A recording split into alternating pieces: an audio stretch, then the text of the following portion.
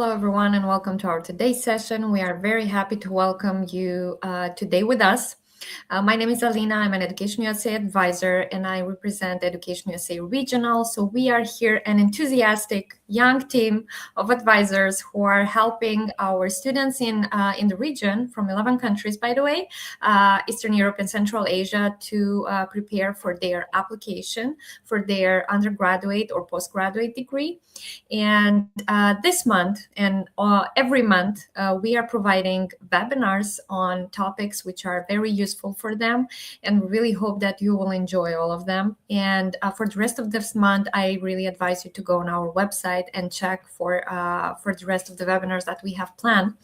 And as you know, if you've followed us last week, this month we are dedicating it to the pre-departure orientation, and we decided to organize them towards the perspective of three sites.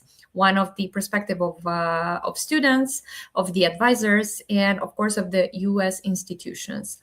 So this week we're going to discuss with our advisors from the team, and specifically with Yulia and with Victor, who are advisors with a long experience, and advisors who have a lot of successful stories of students who have who've got in the United States. And they are going to share today, and they have prepared a presentation here, which will help you and will give you a better understanding about the process of the preparation process for your studies in the US, and specifically the departure and everything else.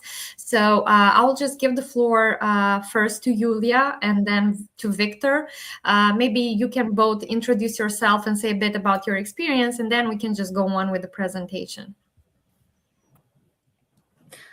Sure. Alina, thank you for the brief introduction. It's lovely to be here today, and honestly, this is a very special moment for us because we know that some students who are watching were also our advisees. I believe it's true for Victor and me, so it's nice to be a part of this session. My name is Yulia. I'm an Education USA advisor with 7 years of experience working with Education USA, and I'll pass it to Victor. My name is Victor. I'm Education USA advisor. I have been working for a long time, since 1996. Congratulations to all of you. You did a great job, and we're here to help you for your trip to the US. Thank you. Thank you so much to our dear advisors. And for those who have joined us now, I advise you to specify your questions in the chat. We will have a Q&A session, and we'll answer the questions that you have addressed in advance, and also those that you will give us during the live session. So good luck to our advisor, and yeah, please, the floor is yours. Yeah. So today we will actually cover, I would say, 4 very basic and important parts that we wanted to highlight when we talk about pre-departure. We'll start with a brief conversation about visas. Then we'll talk about the travel part, what you should be expecting while you travel, how to pack, what to do after you arrive, and we will talk a bit about academic life, the differences of academic life and other cultures in the US, and a bit of about life on campus and culture. We will cover these topics briefly, so as Alina said, please ask questions in the chat if you would like to learn more. All right, so let's start with visa. So first of all, I have to kind of like publish this brief verbal disclaimer that I know that a lot of you already have visas. Congratulations on that. But some of you I know that are only in the application stage or trying to book an appointment. So this part will help you navigate this process. So if you already have a visa, just sit back and relax. This part will take us about 10 minutes. If you are just applying for a visa, I believe this part will be very useful for you. So first of all, you can start applying for a visa right after you receive your I-20 form. So you know that you receive your acceptance letter, you figure out the financial aid and the ways to fund your education, then you submit all the necessary documents and you receive your I-20 form. So after you receive your I-20 form, then you can start the procedure. And on the next slide, you'll also see some useful notes that I would like to mention before we proceed talking about the documents. So first of all, even if you have your visa, you cannot enter the US earlier than 30 days before your expected date of being on campus. So if you have your I-20 form, you can see that there is a specific date saying that you should arrive by this date, so you can enter the US within the 30 days before that specific date. Also, you can apply for the student visa basically as early as you can, not earlier than 1 year prior. But for most of you, you would usually have a few months before your studies to apply for visa. And we'll proceed to the next slide. And as I said, I-20 form, that is your basic document. Now, once you have your I-20, then you complete the DS-160. Basically, it's a visa application. This form might take a few hours. Sometimes it takes 2 hours, 3 hours for some students to complete. Please be attentive to the technical guidance, because this form might require you to use the specific browser or a specific version of the browser. So make sure you read all of the instructions.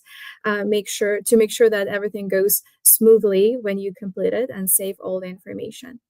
So DS-160 form would ask you for some basic information about your background, the countries you've traveled beforehand, your plans, some information from your I-20 form, like the university representative contact, or which major you're going to study, and when you're going to arrive to the US. So all the basic information, nothing scary, not too complex, just take some time. Once you've completed your visa application, then you would have to proceed to a different portal to book an appointment, to schedule a visa interview. As I said, this is usually a different platform where you register, you fill in the basic information again, you specify the visa type.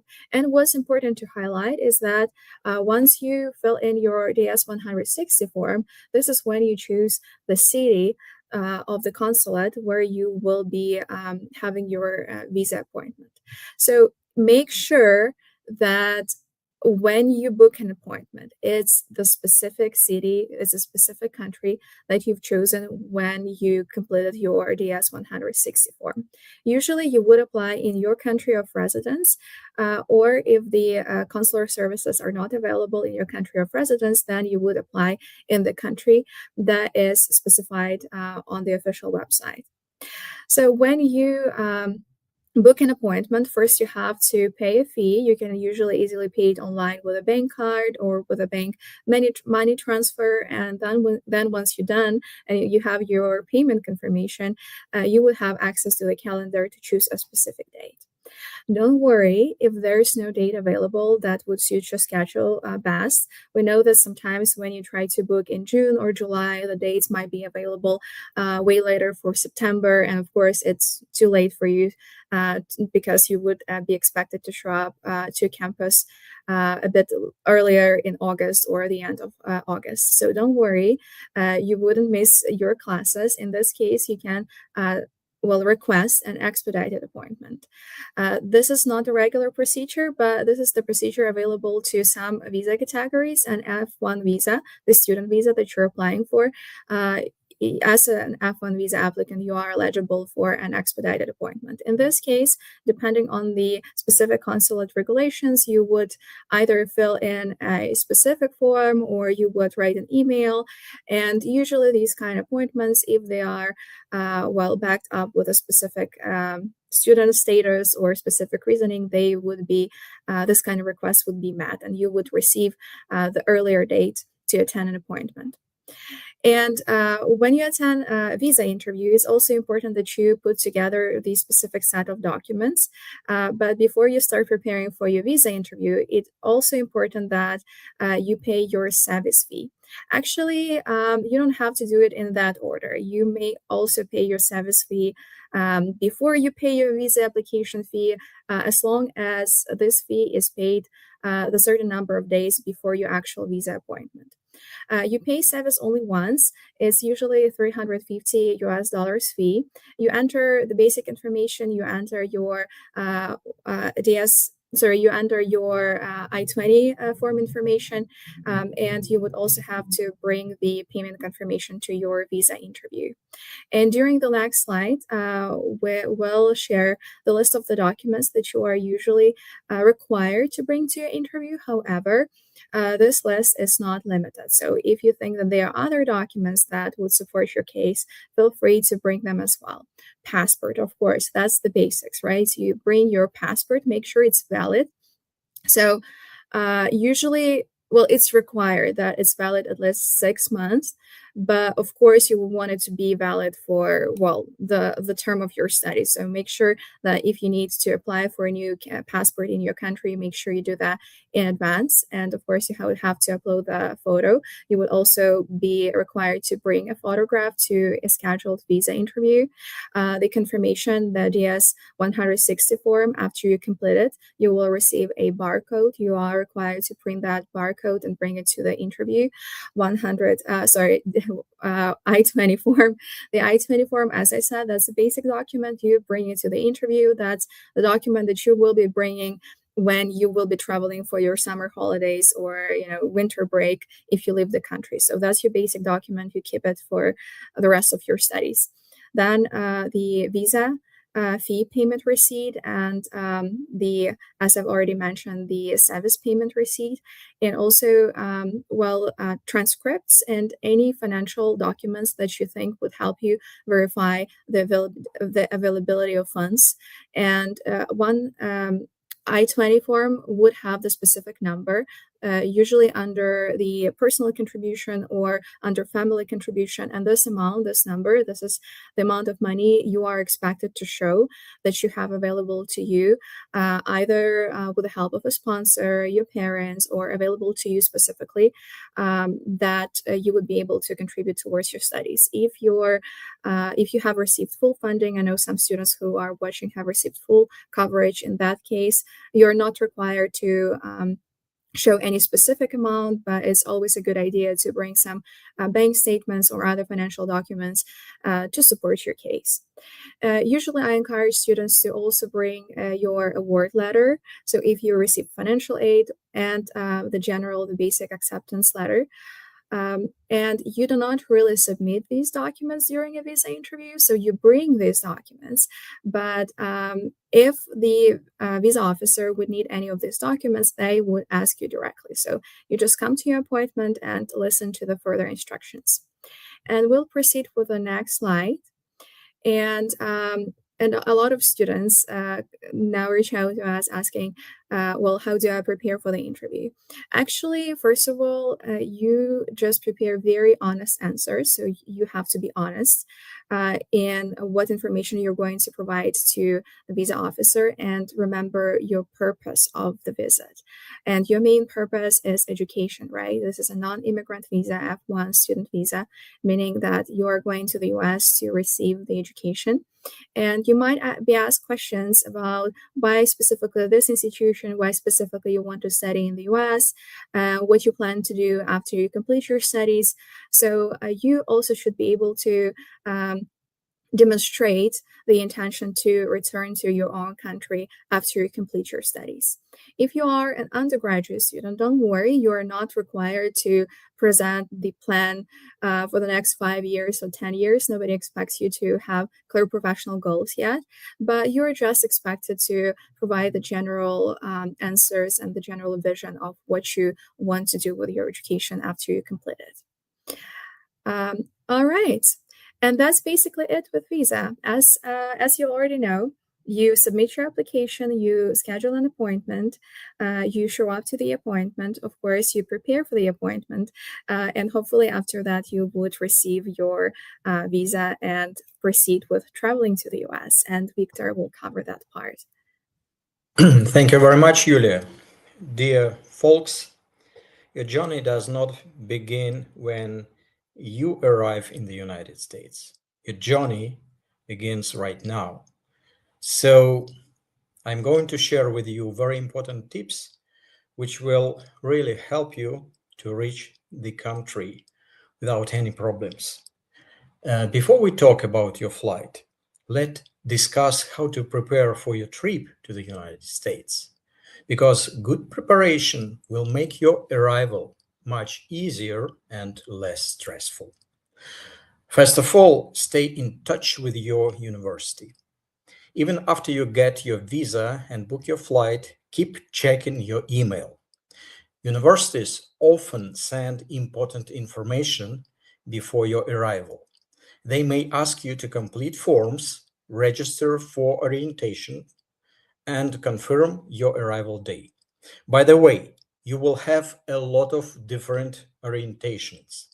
Please be patient, but listen carefully of everything which will be shared with you.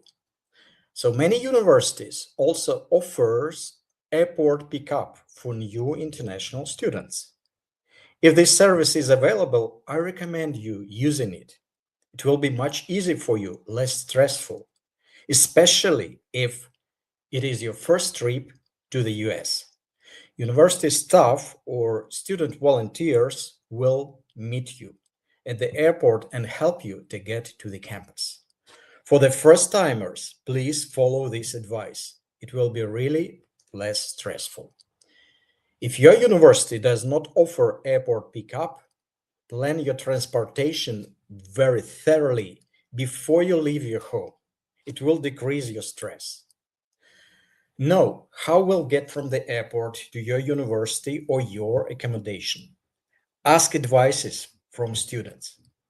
You may use a shuttle, public transportation, or even taxi.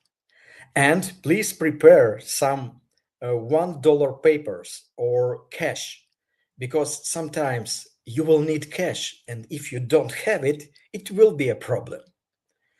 Think about that right now. Next, now, when you need to go after you arrive, every university has a different check-in process. Some students report to the International Student Services first. Others check at their residence hall. Read your university instructions very carefully before that. If you are not sure, ask this before travel. Finally, try to arrive on time. This is very important. You will need to attend orientation and complete your immigration check-in before the classes begin. So during multiple orientations in the university, you will find everything about university life, about all parts of your student's life, health insurance, campus safety, everything. It's also a great chance to meet new people and make friends. And the last tip, if your flight is delayed or there is a travel plans change, contact your university as soon as possible. They understand that you can delay, that it may happen, but they need to know when you will arrive. So next slide, please. Regarding luggage, there are a lot of tips. I try to be more concrete because good packing can make your trip easier and help you avoid problems at the airport. First, check carefully your airline's baggage rules. I really suggest you to have a small device which can weight your luggage. It is very cheap, like up to $10 on a small battery, but please keep it with you. You can check your luggage, the weight everywhere, and be less stressful before somebody will weigh your luggage. So every airline has different limits for the number, size, and weight of bags. If your luggage is too heavy, you may have to pay extra fee, and they are very big. Please avoid this. Also, they do not accept cash. You may need to pay by card, and your card cannot be working for some reason, so it may affect your travel. So please check airline's website before you start packing.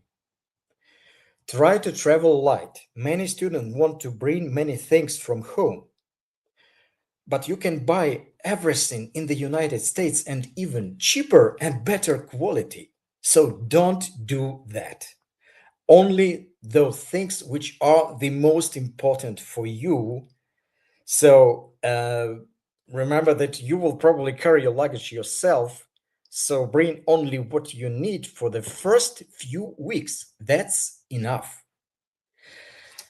Very important advice. please tag every luggage with your name and full contact information, phone number, all addresses. Put these addresses everywhere. Please mark your luggage, because sometimes they looks very similar, and you can just miss your luggage and pick up another luggage or something like that. Don't forget that at the airport, it is very frequently happens when you can lost your luggage, or airline can lost your luggage. So remember about that, and be prepared. Never accept items from other people to put in your bag. This is the safety. This is very important. And if you want to lock your luggage, you can do that, but you must use TCA approved lock, because security officers can open this lock. If they cannot open your luggage, they just broke it, and that's all. So think about that.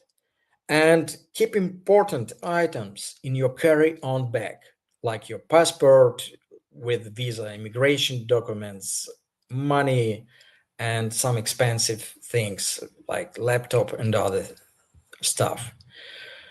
Remember, check-in rules is a priority. Label your luggage and be prepared that your luggage can be lost.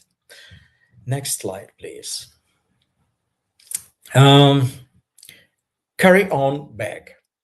This is the bag that stays with you during the flight. Pack it if your checked luggage may be delayed for a day or two. Be prepared. I appeared in such situation many times, and I know what I'm saying.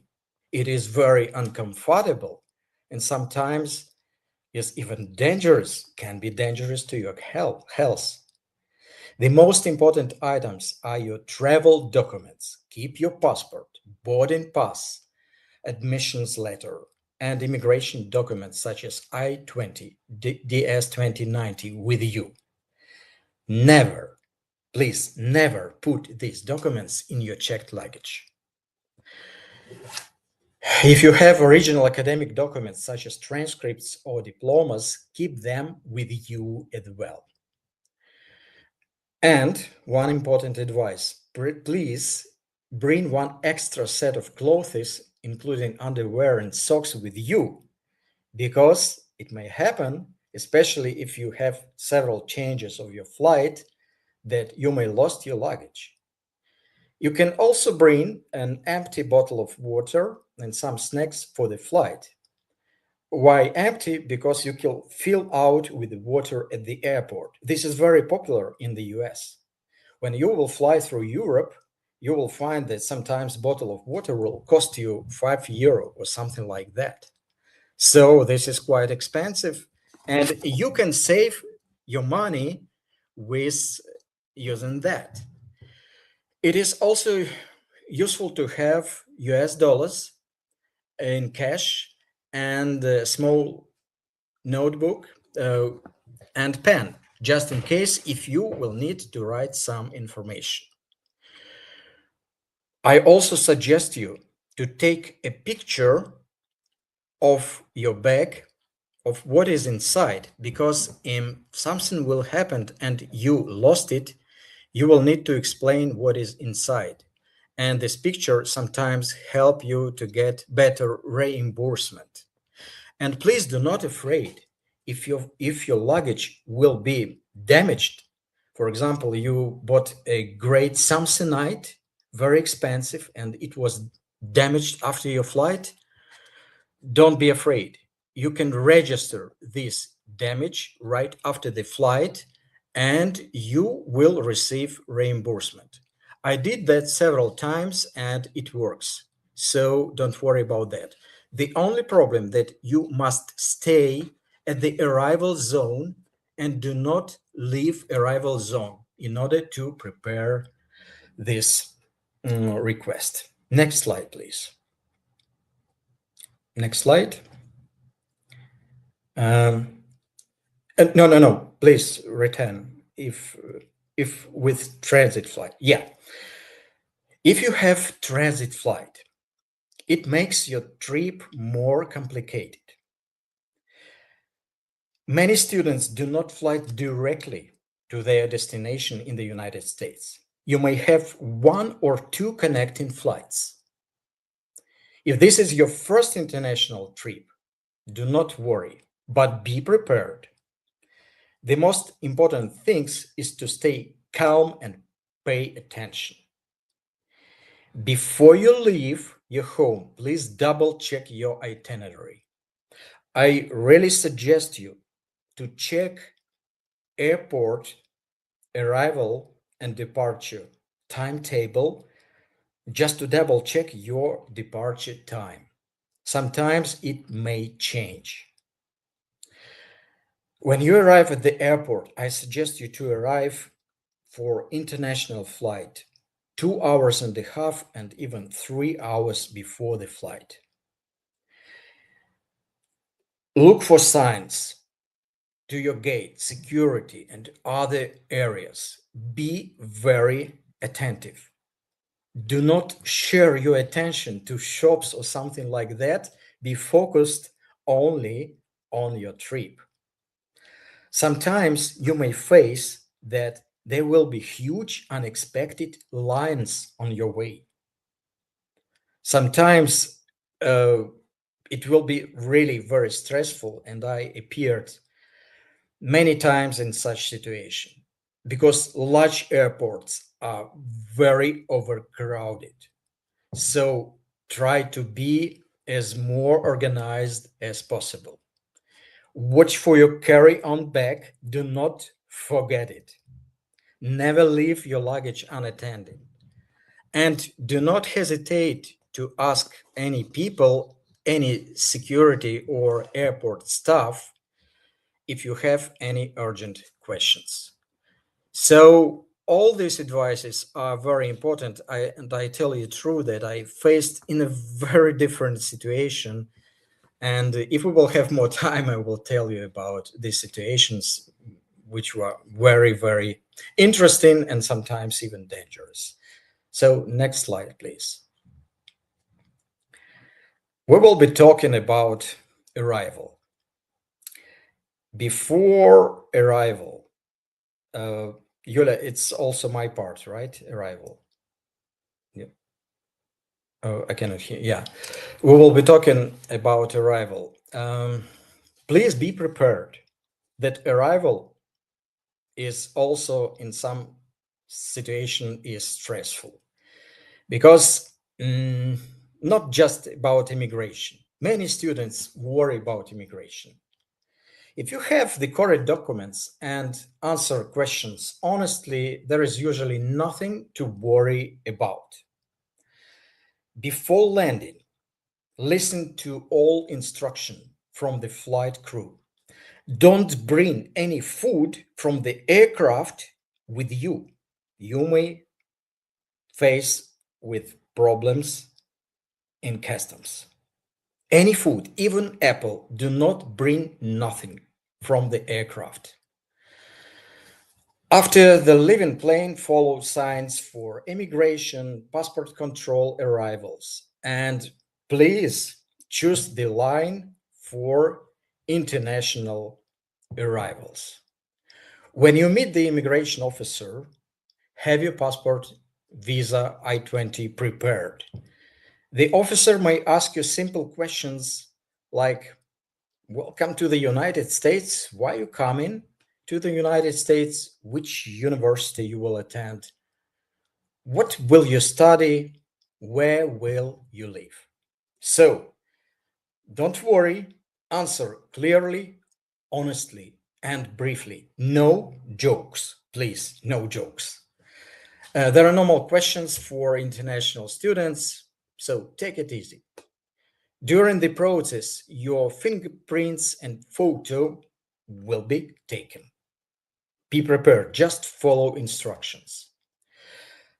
One important tip, before you get out of the plane, before the landing, I know that it's maybe not, please visit toilet, because when you will arrive, the line may be for 2 hours and even more.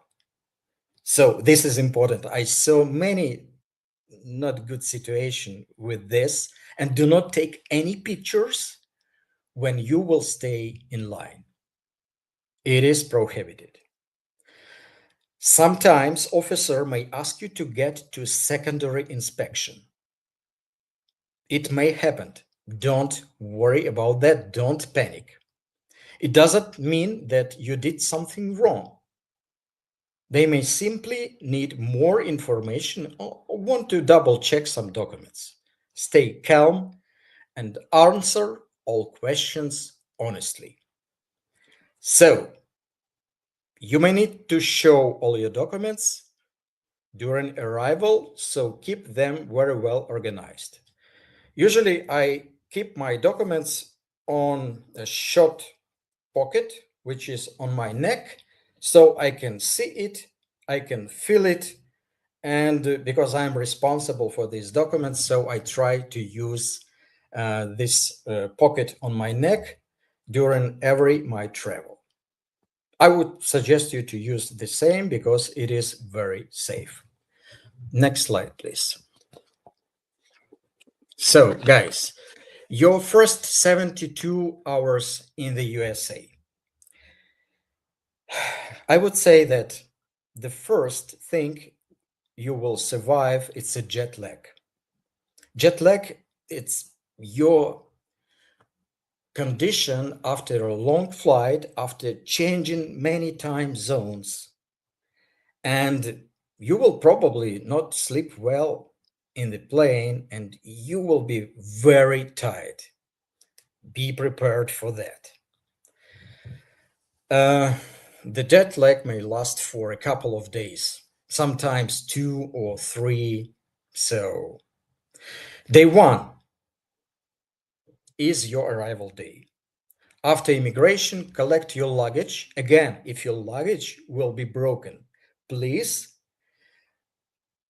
make a request in a broken luggage office, or if your luggage is disappeared, also made a request immediately and put all descriptions.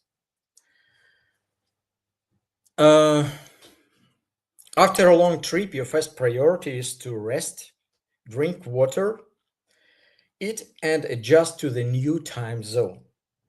Feeling tired of jet lag is absolutely normal. So during the first days, learn your campus and your new area.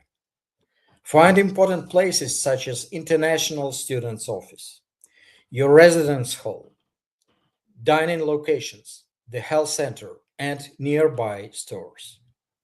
One of the most important steps is checking in with the International Students Office. This is required for your immigration status. Every university has its own process, so follow the instructions carefully and complete all steps before the deadline.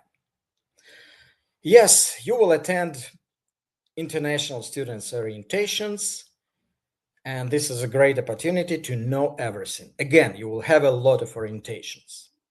And remember these 3 most important things: arrive safely, complete your university check-in, and attend orientation. These steps will help you to start your studies successfully. And the next slide, please. Now about health and insurance. Dear students, just one case from my story. I traveled to the US and participated in one of the professional development conferences, and I had an insurance case when I arrived to the hospital for 1 day. 1 day. You know, the bill for 1 day was 15,000 and something dollars. Imagine $15,000 for 1 day. So be very careful with insurance. Please follow all instructions from the university. And of course, during your travel period, please have your insurance as well. Medicine in the United States is very, very expensive. So if possible, visit all your doctors before your trip, before your travel. Take care of any health problems, especially dentists or ophthalmologists, because in the US, every step will be calculated and it is very expensive. If you take prescription medication, bring enough medicine for the first weeks. Have all papers with you with English translation. Keep it in your carry-on bag with your name on it. It is also a good idea to bring a copy of your prescription or a letter from your doctor. Bring all your vaccination records, all other important medical documentation, because every step, every procedure in the US will cost you money. After you arrive, learn where the student health center is and what help it provides. For common problems such as cold or minor injury, the student health center or urgent care is usually the right place to go. Remember that the emergency room is for serious situation. If you have a life-threatening emergency, call just 911. Do not wait until small health problem becomes a bigger one. If you need help, contact your student health center or international student office. So for sure, you will have a lot of advices from your university staff and from your advisors when you arrive. And the next slide, please. Next slide. Where do you get medical help? So the healthcare system may be different from your home country. It will be really very different. So it is important to know where to go if you need help. Otherwise, you will need to pay a lot of money. So the first place to know is the campus health center. This is usually the best option for common problems such as fever, allergies, minor injury. Student health centers are designed for students and often low cost or covered by your insurance. I recommend finding the health center during your first week on campus. If the health center is closed or you need help quickly, you can go to urgent care. This is for problems that need attention soon but are not emergencies, such as high fever, infection, or other situation. A primary care physician is your regular doctor, and you can visit it for checkups, vaccinations, ongoing health problems. I don't want to go into details, deep details, because you will receive all this information when you will arrive. And please also be very careful with the medication which you are going to bring with you. Some medications which you can buy without official papers from a doctor may be prohibited in the United States. I know that such medication like Carvalol, Valacardin from our region, they are definitely prohibited because they contain some it is impossible to bring this medication through the border, through the customs. Please double check this information with the US Customs if you will bring some medication with you. So guys, your journey does not begin when you arrive. Your journey begins right now. A lot of advices we have for all of you, but my time is limited. If you will have additional questions, please ask me. And now I pass the floor to my colleague, Yulia, to continue. Thank you for your attention. Thank you, Victor. These are some good tips. Well, indeed, it might be somewhat stressful to travel and to prepare for the travel, but we believe that if you follow all of these advice and if you stay organized, everything is going to be smooth for you. So now we're going to talk about the academic culture. And actually, in this topic, we will cover not only academic culture, but rather a bit of a campus life, a bit of campus logistics, some basic cultural differences. So it's going to be a bit more comprehensive, but pretty brief. So, first of all, when we talk about cultural differences in general, it is a generalization. So, it doesn't mean like everyone is like that in the US or in your country. So, these are generalizations, but every person and every situation is different. So, generally, culturally, actually in the US, it's quite common in academic environment to be outspoken and to share their opinion. I know in a lot of countries in our region, it's common in the universities or in schools to take approach where you read the material, you submit a test, you earn a grade. In the US, it's highly encouraged to raise your hand in class. Professors conduct a lot of discussions. And a lot of classes would be centered around the specific project, a specific team project, where you would be expected to talk to people, to plan and to use a lot of soft skills along with gaining new specific knowledge. So once you are in the US, try to participate, try to raise your hand, try to speak a lot, ask questions. It's totally okay to ask questions. It's normal if you feel like if you're that your question is very basic, other people might already know the answer. It's totally fine to go ahead and ask, especially given that you are a new person to the campus, a new person to the country. Since US is such a diverse country, it's a multiply of different cultures. It is normal for people to ask questions, to be different, and in general, students would tolerate your different approaches, or again, your questions or different perspectives. At the same time, make sure you are also respectful. It's okay to express a different opinion, but you have to be respectful to parts of the opinions of others. And there's a difference between criticizing somebody or expressing your own opinion. So make sure you do the second. And personal boundaries in general are also a big thing in the US. So you will notice that even basic things, when you stay in line in the store, people will kind of have more space, give each other more space. Personal space is very respected.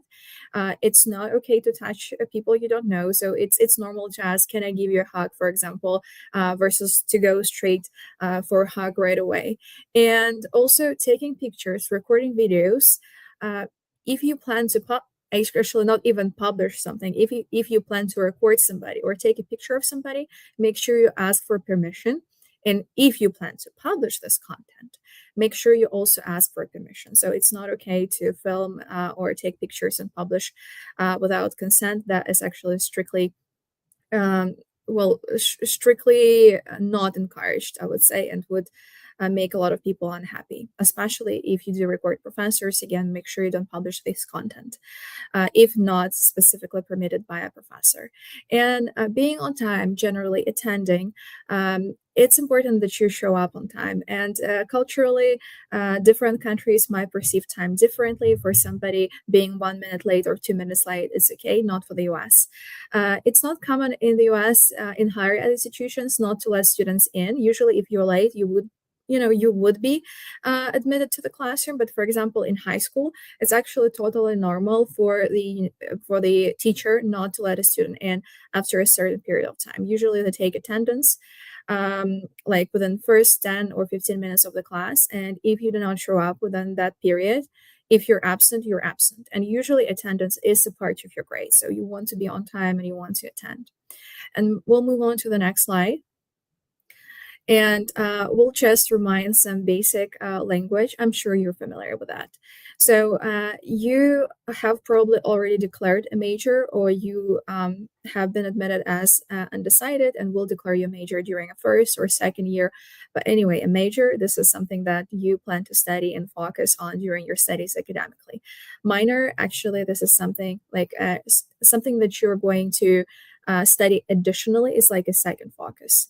And credits, this is not about like credit cards, loans. This is not about money. Credits is actually about academic credits. So usually a course would have 3 or 4 credits. 4 credits, these would be like the courses that would usually either require more time or be more complex. And it's common for students to take up to 18 credits per semester. 18 is actually sometimes too much. Usually students would stick with 12 or 15, especially during your first year. You would want to also participate in campus life and you would want to get to know new people. So I would generally recommend to talk to your advisor and make sure that during your first semester you kind of like give yourself some space to adjust. But anyway, every course you take would sort of like cost a certain number of credits, and basically, in order for you to graduate with a specific major, you are required to have the certain number of credits within that field, like with a specific subjects. So basically, you might choose to double major. In that case, you would have to discuss that with your academic advisor, meaning that in order to graduate, you are expected to have this number of credits. This number of credits would be dedicated for one major, and this number of credits would be dedicated to the second major. Same with minor. So in order to complete a minor, you would also be required to complete a certain number of credits. So basically, that is like a unit. You would measure all the classes you take. This is nothing to worry about. It might be different from something you're used to in your school or in your university if you're a graduate student, but you will have an academic advisor assigned to you, and this is the person who will help you select the classes and sign up for the classes that are connected to your major. GPA, grade point average, it's a bit different. The scale is a bit different than for some countries in our region.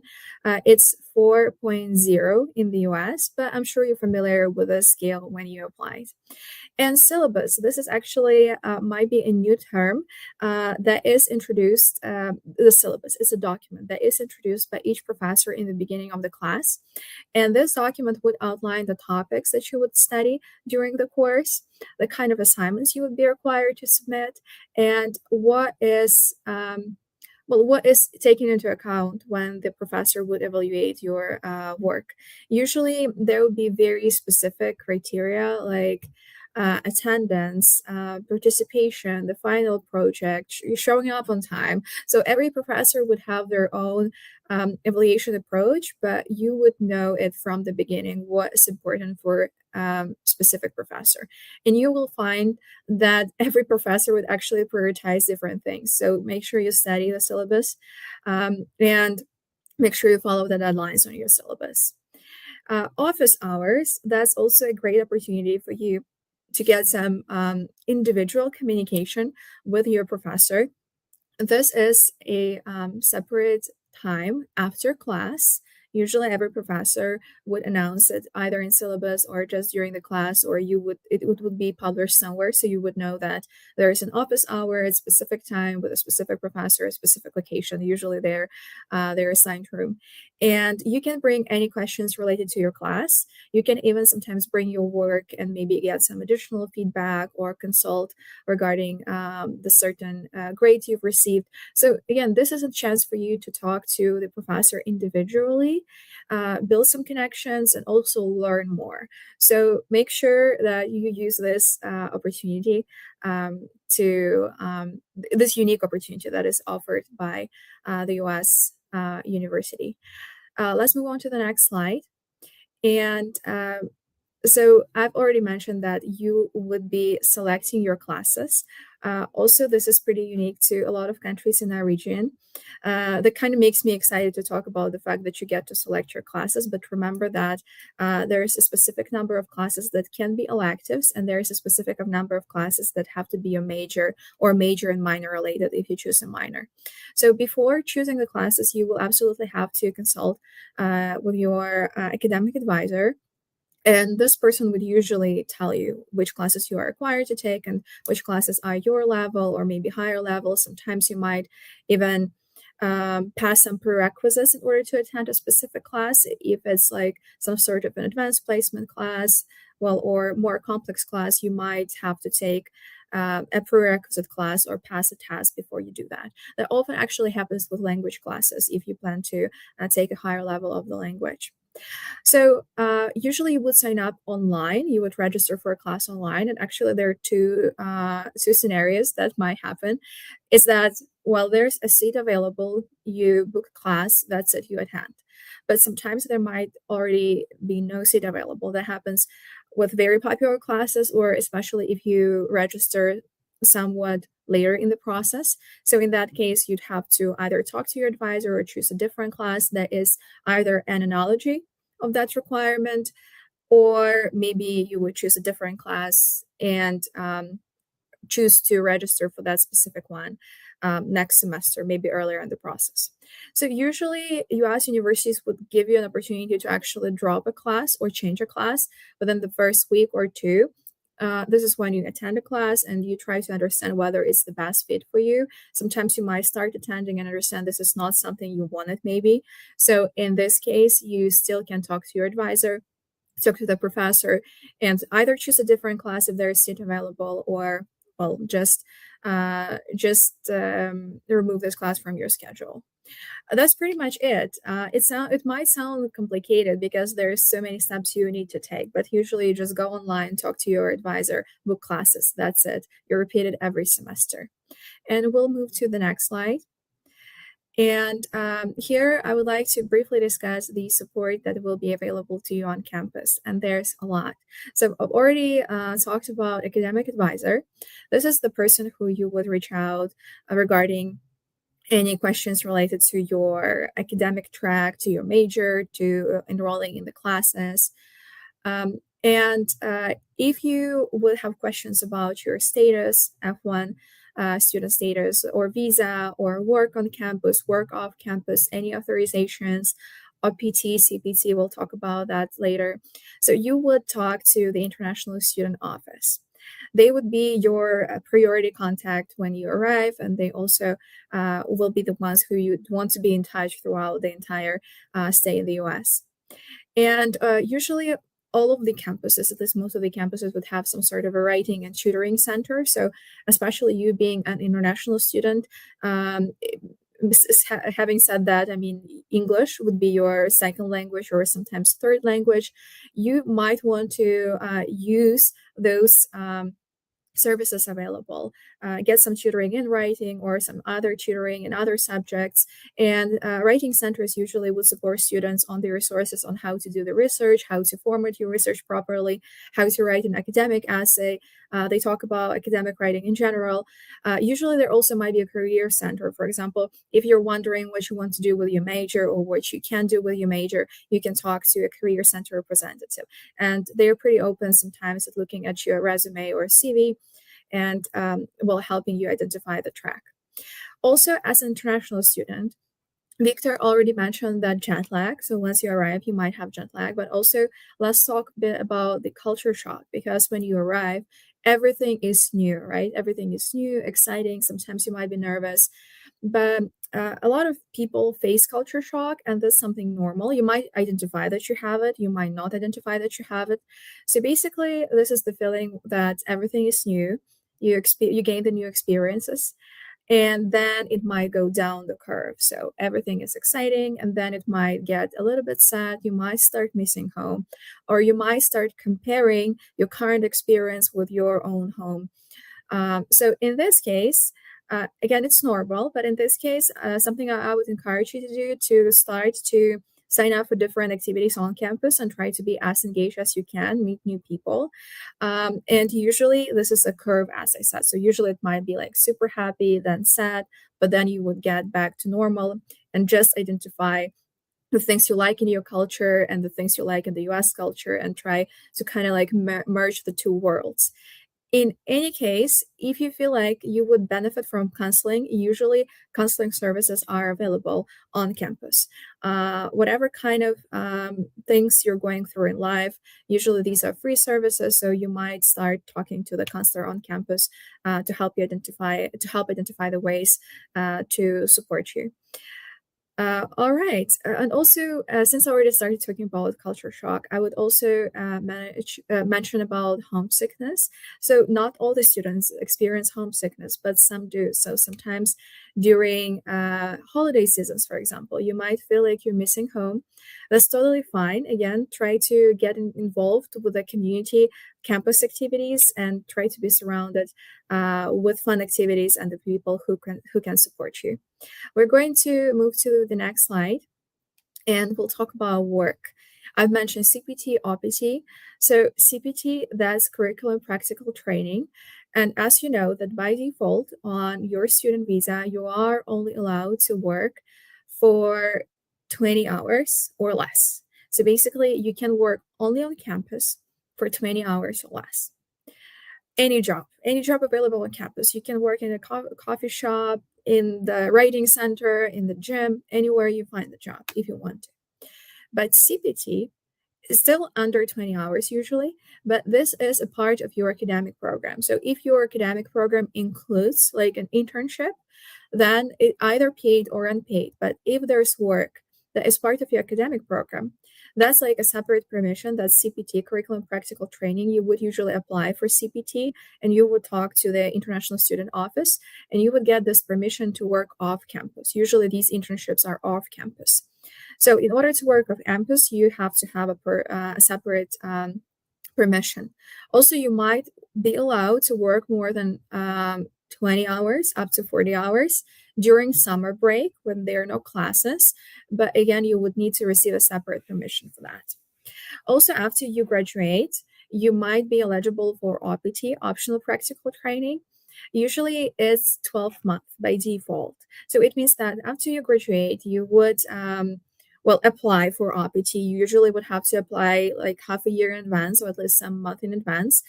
There's no guarantee it's going to be granted, but if it is, you're also expected to have a job or an internship that is your major related.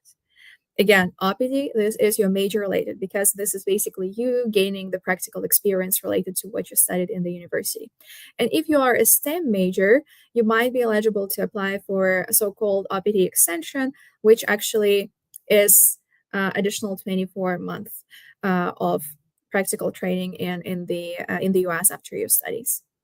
And we'll move on to the next slide. All right, so once you arrive on campus, some of you might already know where you're going to live. You might already either have an apartment on campus or might have started searching the apartment off campus if you're a graduate student. Most of the students who are first year undergraduate students are required to live on campus, so there's no choice for you basically. But if you're a graduate student, in most of the cases, actually there's no space for graduate students to live on campus, so you are most likely going to live off campus. Either way, there are pros and cons to every option, so just try to build on the positive sides. Basically, living on campus in most of the cases is more expensive, but at the same time, you get to be surrounded by the community, you get to have the support of the resident assistant, you get to have a roommate, which is also additional support sometimes, hopefully in most of the cases actually. And you get to commute easier to your classes. If you live off campus, this might be cheaper. You also might get a roommate. For example, if you try to search for a place that you would share, just make sure you keep an eye open for some things like, utilities, whether the utilities are included in the general rent price, whether there is furniture, because most of the apartments in the US would actually be for the rent without the furniture. So you would be required to purchase your own like bed or a couch sometimes. So you would want to ask a question whether there is furniture in the apartment, whether there is internet connection, landline. You probably won't need the phone and the landline, but internet, that's a good question to ask. Just make sure that you are very careful when you read the agreement with the landlord. So whichever you choose, as I said, there are pros and cons to each of these selections, but probably if you're a first-year student, you will be living on campus.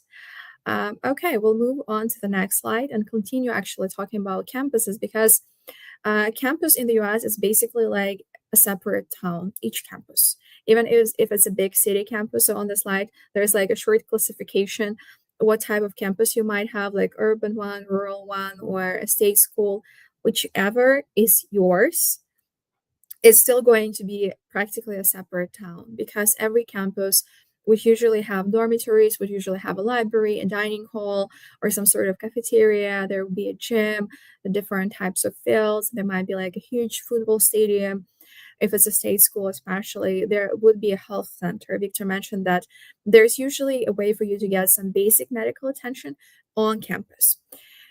So depending on the type of campus you are going to be based, it might be a more walkable campus. Usually a rural area campus would be the kind where you would get from one building to another pretty quickly. If it's a big city, usually there would be transportation, pretty developed transportation in a big city, but also some campuses might be less walkable than others. So you might even want to consider, well, renting a car sometimes if you can't drive, or asking for a ride, asking your friends for a ride if you need to drive longer distances, for example, to get groceries or some important events. So certainly before arriving to the US, try to explore your campus virtually and try to identify where you would buy groceries, where your campus building in relation to your dorm or in relation to your apartment, where you would eat out. So try to explore the town and the campus beforehand so that you are ready logistically, and you know the transportation, of course. So we'll move to the next slide, and this slide would actually, looking at this one, there's just one line I want you to remember, one lesson to learn. Just follow the rules and follow the law. Basically, don't break the law. And it's especially important for you because you are in student visa. So for example, while in your country, drinking alcohol might be okay if you are 18 years old, in the US, it's very strict. You cannot drink alcohol if you are under 21. So no fake IDs, no trying to cheat the system. Absolutely follow the rules, because again, you are on a student visa. Your American friends might, be trying to have fun and try to encourage you to join them. But again, you have to remember that you are here on a different status. Small things like littering, jaywalking, usually you wouldn't get in jail for that, but again, this is breaking the rules. And in the US, as I mentioned before, rules are very respected, so make sure you respect the common space and whatever rules you have received from your campus. Read the local law, because there's federal law and there's state law, so make sure you also study the law of your specific state. Yeah, as easy as it is, don't break the law. Okay, and that would be actually the final message. I know it's a lot of information and you will have a lot of orientations, as Victor said. So, but if you still have questions after this, we would be happy to answer them. Thank you. Thank you, Julia. Thank you, Victor. I love the presentation. All these images, and especially the one with the campus. I really hope everyone enjoyed it. So give us your reactions if you liked our presentations. We tried to make it understanding and very similar to how is everything in the States. Victor, you wanted to add something here? Yeah, you just read my mind, because I have forgotten to mention one important tip regarding frequent flyer program. Your trip to the US is a long distance trip, and you expect that you may travel probably several times home, or even if you will not travel in back, please register yourself before your trip to any available frequent flying program. For example, I traveled by Lufthansa, and the frequent flyer program called Miles and More, and every trip to the United States and back collected miles. Then you can use these miles to upgrade your ticket, for example, from economy class to high level class, or even you can use these miles, accumulated miles, to buy free tickets. In the US, you will find many frequent flyer programs using different companies. Do not hesitate to spend few minutes to register to these programs. and it will pay you back definitely. That's a great tip. Thank you so much, Victor. I know Turkish Airlines has the same, so I think mostly all of the big airlines, they would have this. So yes, that's a They great have. tip from Victor. Use that. Okay, so we move now to the Q&A session, which we should start now. Well, some of the questions have been addressed in advance. As you know, the students have registered before this event, and some of them, and I saw just one in the comment, we will also answer this one. So for all those who are still with us live, I know that took longer, but this is a pre-departure orientation, so we are trying to cover everything. And I think the advisors did a great job explaining you in details, and also this image has helped to give an understanding about the processes. So one of the first question is, which items should I pack and which ones should I buy there? And Victor, by the way, mentioned about that. He said that some of the things you can buy there. So maybe just give some examples. I know you both mentioned a lot of things, but if we can be short on this one. I just want to say that you can avoid any items which are very heavy or heavier than average. Please do not bring them. Also, I would say that it's enough to take money, clothes for 1 week or 2 weeks, and that's all. Don't think to bring everything from your home. Of course, it depends where you will travel. If you will travel from hot climate country to the north of the US with a lot of snow, you need to think about warm clothes. Warm clothes can be expensive in the US, but even you can bring one jacket, warm jacket with you when boarding to the plane. For example, I traveled to Thailand from Lithuania during winter time. It was -20 to Thailand, where it was +30, with this warm coat, and put it in my packet after arrival. That's all. So you can do the same, but think about just one thing which you need badly after the arrival. The rest you can buy everything cheaper and even better quality. So that's all what I can suggest. Maybe Yulia can add something. I just remembered, what's it called? Like the outlet adapter. The outlet would be different in the US than in your country. So if you want to charge your phone, bring it. You can buy it, absolutely, you can buy it in the US, but it will just save you some energy and stress if you bring one from your home country. Yeah, that would be one thing from me. I would say, from my experience, food. That's a lot of students tend to bring a lot of food, a lot of utensils from home. I mean, if you would live, for example, in a place that you will rent yourself, of course, it makes sense maybe to buy some stuff. But if you're gonna live on campus, then maybe it's not making sense to bring so much food with you in your luggage. So yes, think about those things that you really need badly, as Victor and Yulia said. Okay. Yeah, and regarding food, be very careful, because customs, US customs, do not allow any meat to bring, and it will be a big problem if they will check and find something. It's a big fees, and to arrive and to receive this fee immediately, it's not a good for your profile as a student. So avoid any food. Again, I think Victor disappeared a bit, right? Yeah, I read they got fees for at customs. Be very careful. Just avoid that. Okay, thank you for this one. So the next question, and I've already listed it on the screen: how to choose the right courses in the first semester.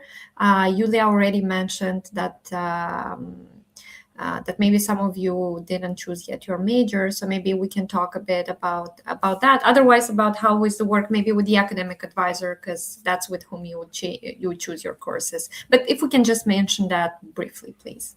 Thank you. Yeah. General academic advisor is your point of contact here, but I would just encourage you not to overload yourself. If you feel like you're a hardworking person and you want to take everything at once, maybe don't for the first semester. You can do it, start a second semester, but maybe for the first semester, just give yourself time. Maybe take the least credits you can and try to sign up for some on-campus activities just to meet new people and just to build a new community to adjust.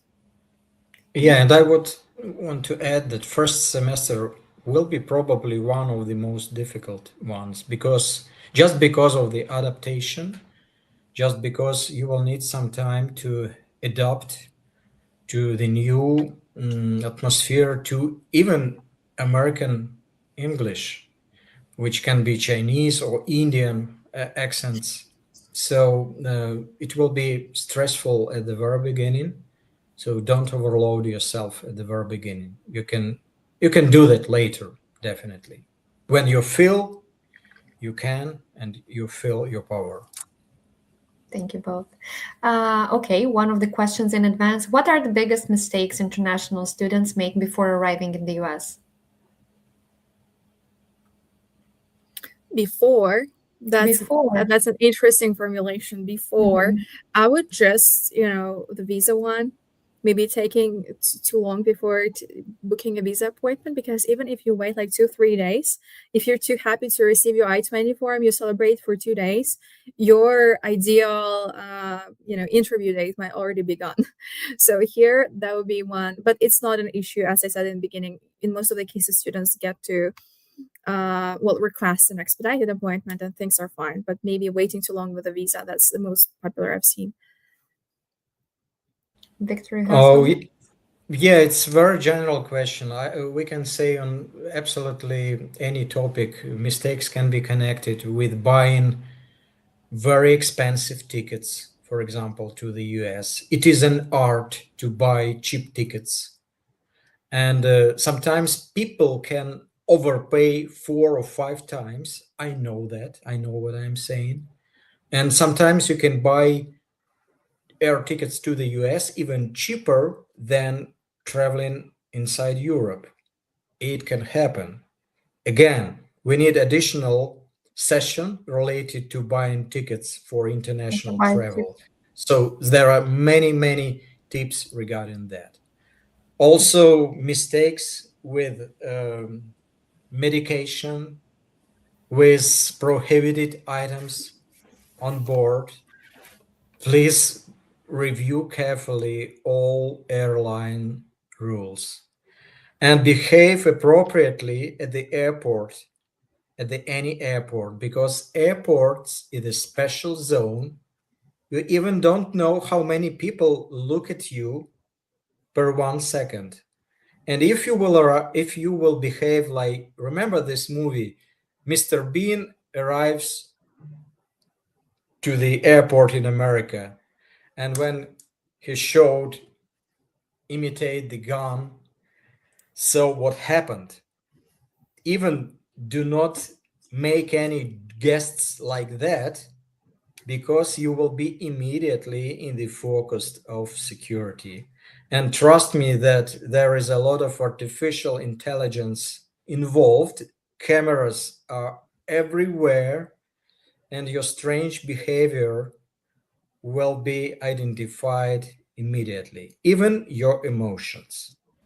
So be very careful. We can talk about mistake very long time, so be more concrete, probably asking this question. Thank you. Thank you. So then we can move to those questions that we have in the chat. One was from Sophia, and I think that was covered. Yeah. Or I'm not sure. Or what? Oh, sorry. Okay. I think we're losing you, Alina, but you're back. Sorry, I'm back. Yes. Yeah. Well, I cannot see this question.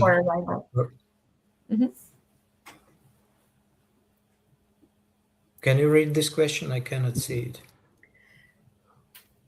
What is I-94 arrival record?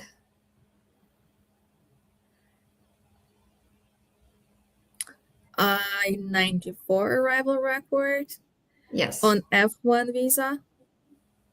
Yeah. Well, so you would just arrive with your I-20 if you're an F1 student, and you would present your I-20, and that's pretty much it. But you also have DS-160. That is the visa application form that you complete, and you get a barcode that you bring to your visa appointment. But after that, you're pretty much done with that because you only need your I-20 form. It's different for J1 visa, but I'm pretty sure it's not the name. Victor, what's your input here? I would say that I'll be very careful answering such questions because they do not belong to Education USA, and it's not a part of our responsibility to be 100%.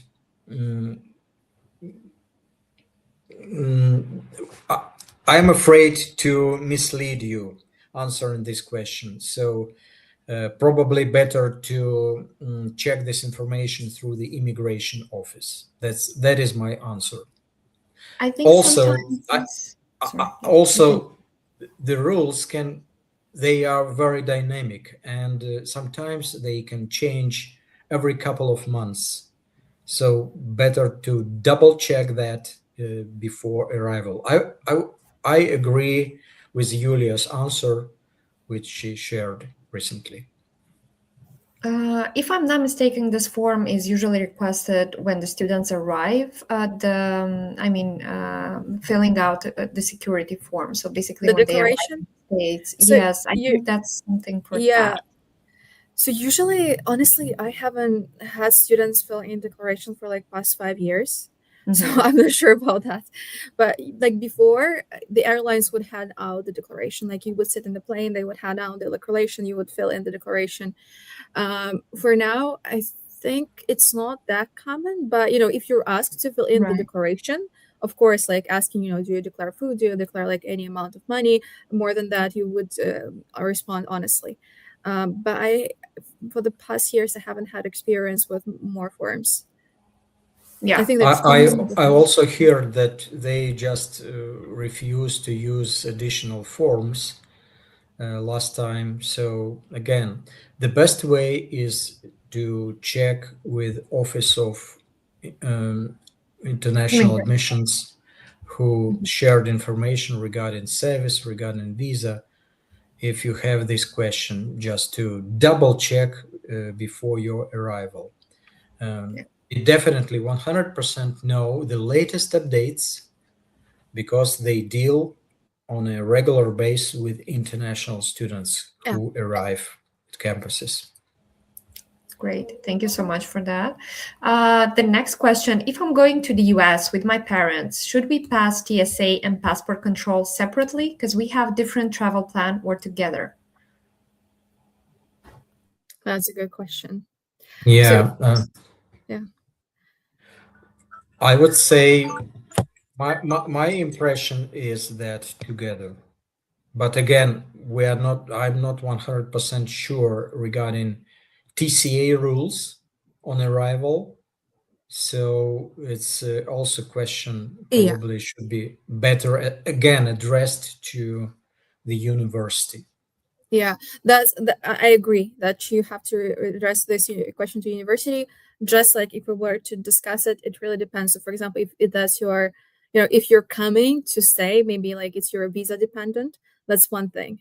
But if your parent is B1, B2 visa, and you are F1 student and your parent just coming, for sightseeing and they're going to be back to your country in a week, that might be a bit of a different thing because you have different purpose of travel. For you, it's education, and for the parent, it's sightseeing.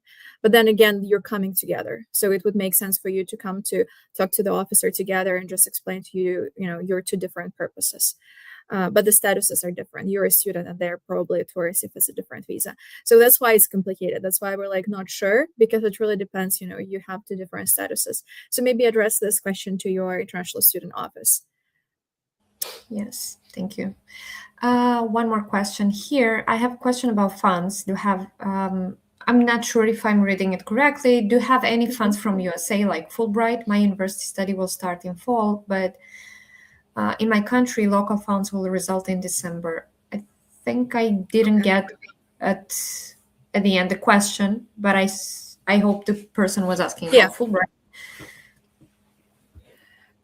Yeah, I think my interpretation is that the student is asking, whether there are any other funds like Fulbright, I guess. So as I understand, you already are accepted to the U.S. university, and you're wondering if there are any additional sources of funding you can get. So here, I would actually encourage you to book a one-on-one consultation with Education USA advisor, because that's funding related questions, that's financial aid related questions. Currently, if you are already admitted to the U.S. university, the first thing that we would encourage you to do is to talk to your university and try to negotiate more financial aid. And if there's no way to negotiate more financial aid that is institutional, then external funding. We usually have the list of websites that you can search to apply for external scholarships, but usually these are small amounts of money. That's why we tell the students that make sure that you apply only to the universities that can provide you with the funding you need. Other option is Fulbright, but Fulbright is a different calendar. If you're applying to Fulbright, then you first apply to Fulbright, you submit the list of institutions. Then if you're accepted for Fulbright, they would select the institution that you would attend. So for this one, just book a one-on-one consultation with the Education USA advisor. We will send you the links. If you have Fulbright stipend, usually it covers all included. So in that case, again, it's unclear from your question what you would like to know. Just contact us for one-on-one, and we will have more time to explain you. Yes, and just as specifying here that Fulbright is not a program run by Education USA. Usually different countries are run by different organizations, let's say. In Moldova, for instance, that's managed by the US Embassy. So you would have to look yourself for a Fulbright program. In case if you need assistance from us for your undergraduate or postgraduate studies, definitely you can schedule a consultation with us. You can go on our website, and that you can just fill out the welcome form, and that will redirect you to our calendar with the advisors, and you can just book a consultation, get the advice you need. Thank you so much, Yulia and Victor. I really appreciate your time, the presentation you have shown us, and I really hope that those who were today with us and stayed till the end, because I see there are people staying till the end, they've enjoyed this presentation as I did, and they enjoyed your advices. So if you still have more of them, and you are already the students of Victor and Yulia, I'm more than sure that you will address them. In case if you are a student that is going through a different program in the United States, then yes, you can also maybe ask for our advice. We would gladly help. So good luck with this new beginning in your life. We congratulate you. You did such a great job. And for those who will watch this webinar later, I really hope that this is also going to be useful for you, because this was a long one. And yeah, I already said that we tried to cover a lot of answers and a lot of questions. Thank you once more, Yulia and Victor, for your expertise. Good luck to all of you with your travel and with beginning of your studies. And congratulations once again. Indeed, congratulations. Well, that was a lot of work, and you definitely deserve this opportunity. Good luck, everyone. Good luck.